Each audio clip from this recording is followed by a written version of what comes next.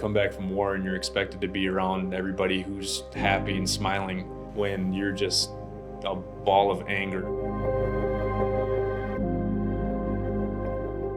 In 2006, I decided I wanted to be a cop because of that police officer who took care of me that night that my mom crashed a snowmobile.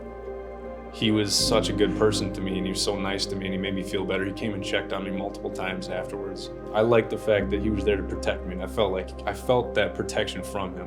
You know, my fastest route to becoming a cop would be to join the military, and in my thoughts, I would be a cop in the military and then get out and become a cop here. I was a cop at 19. I got back to my first duty station, and I didn't even do my job before they sent me on my first deployment. And we were part of the Scorpion 1-5, and so we went out, and our job was to do route clearance. My whole job was to find the bombs before they blew up. If I didn't find those bombs, it's pretty obvious what happens. I was the lead gunner, so I was the first one in charge. So I was 20 years old. My whole job was to make sure my team didn't die. There was a lot of stressful days out there, a lot of times where I just sit there and watch my teammates walk out to check to make sure something wasn't an IED, knowing that there could be secondaries, knowing that they could step on a mine any second. 6 months straight of literally looking for bombs, and your heightened sense of awareness is up. You're in the fight or flight mode constantly. You get back from deployment, and everybody's happy. You know, everybody's just happy you're home. Everybody's living their life, and you get back and you just hate it. You hate it. Every single second of being home, I hated when I was in the military, because I kept thinking about, I have people overseas and I'm here. I don't want to be here. I want to be over there.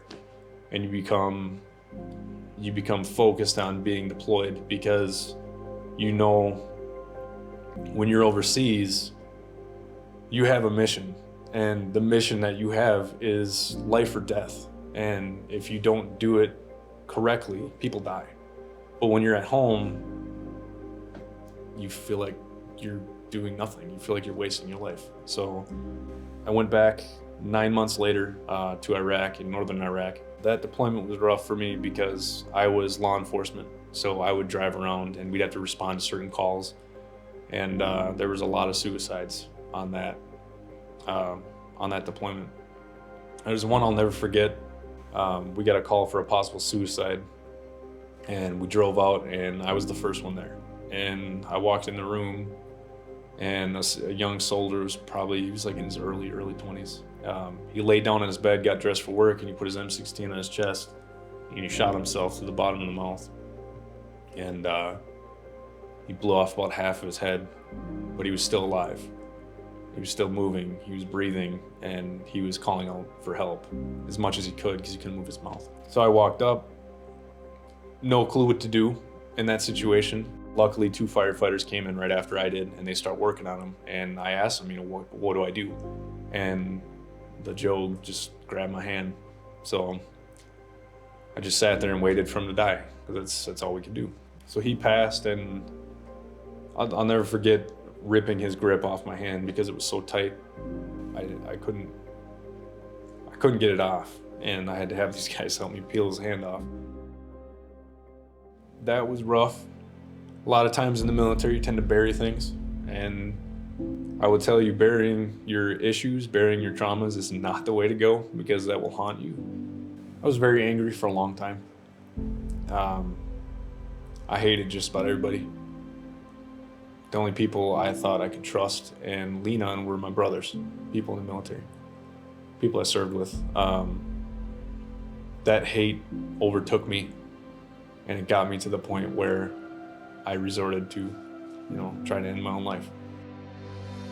I think it was through my own personal journey where I decided to look inside myself, find out who I am and who I want to be. There's a lot of points in my life where I didn't feel like that. So I decided to take charge of my life, and I decided to change. And overall, through my journey, people are disconnected, and we need to connect. I think until people start connecting more, nothing's gonna get better. A conversation literally can change anybody's perspective, or it can at least make you or bring you closer to that person, as long as you have an open mind and you don't judge people for what their opinions are. Just get together and talk to people. talking to your brothers, talking to your neighbors, talking to your family, talking to everybody. The only way you improve any situation, sit down and talk about it. If we don't get down to the level of somebody who is at that point of suicide or is suffering severely with PTSD, if I don't get down to their level and go back to those points that I've been, where I've been at my darkest times, I can bring myself to those dark times with them because I know how to get out now. And so every veteran that I talk to who is at that point, they can rely on me to get down there with them. I can be in that situation with them, and I can help them get out. And through helping them get out, I feel successful. So that got me thinking about, what's wrong with the whole therapy system. So some of the problems I started noticing in the veteran community throughout myself and talking to other veterans is we have no mission, we have lack of community, we have issues with depression, and we have, PTSD obviously is a huge issue, but there's not enough programs to help. And through my healing process, I developed Warrior's Next Adventure. So my main focus is finding veterans who are suffering from PTSD, severe depression, suicidal thoughts, anything like that, getting together with them and talking to them. And through our conversations and having them talk about their traumas through what I've been through, starting Warrior's Next Adventure has given me a chance to share my traumas, to talk about my issues, to share my experiences, and it's healing. I personally have felt better ever since I've started Warrior's Next Adventure than I ever have. I feel like I have a mission, I feel like I have responsibility, and I feel like I have something to offer. So through helping veterans, I help myself. I'm greedy in that part.